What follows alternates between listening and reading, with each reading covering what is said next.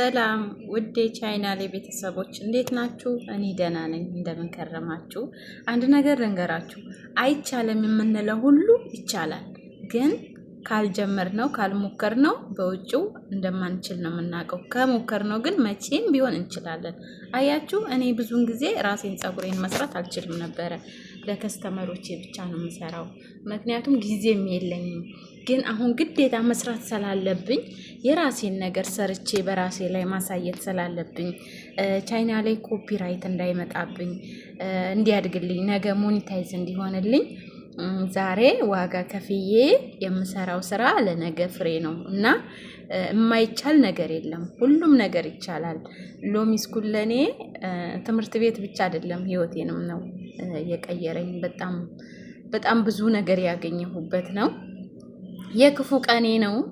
ተስፍሽ ሁሌም አመሰግንሃለሁ። እንደዚህ እንድሰራ ኮንፊደንስ እንዳገኝ እንድበረታ ያደረከኝ አንተ ነህ። በአንተ ምክንያት ነውና እንግዲህ ያው ፀጉሬን ሸከሸኩት፣ እየወደድኩት ፀጉሬን ቆረጥኩት። ምክንያቱም መስራት ስላለብኝ ነው። ትንሽ ግንባሬም ገባ ያለ ነው። እሱ ገብቶ ይሁን እኔ ወጥቼ ይሁን አላቅም፣ ብቻ እንደዛ ነገር ነው። አሁን ይሄ ቁርጥ ከተሰራ በኋላ እንዴት እንደሚያምር እናየዋለን። አሁን እንግዲህ እንደዚህ ከቆረጥኩት አስተካክላለሁኝ።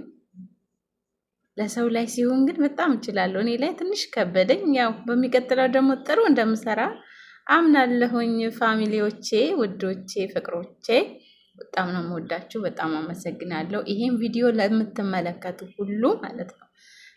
ይሄንን ቪዲዮ ስሰራ በጣም እንቅልፌን መስዋዕት አድርጌ ነገን መለወጥ ስለማስብ ነው። ብዙ ነገሮች የሚከብዱ አሉ፣ ግን ነገን ስለማስብ ሁሉንም ችዬ ነው እየሰራ ያለሁትና እናንተ እዚህ ጋር አስተያየት እየሰጣችሁኝ፣ ላይክ እያደረጋችሁ፣ ሰብስክራይብ እያደረጋችሁ አበርቱኝ የኔ ብርታቶች። ሀሳብ አስተያየታችሁን ለማንኛውም ነገር ሀሳብ አስተያየታችሁን የምትወዱኝ በኮሜንት አሳውቁኝ። ወዳችኋለሁ። መልካም ቆይታ። በሚቀጥለው ቪዲዮ ውስጥ እንገናኝ።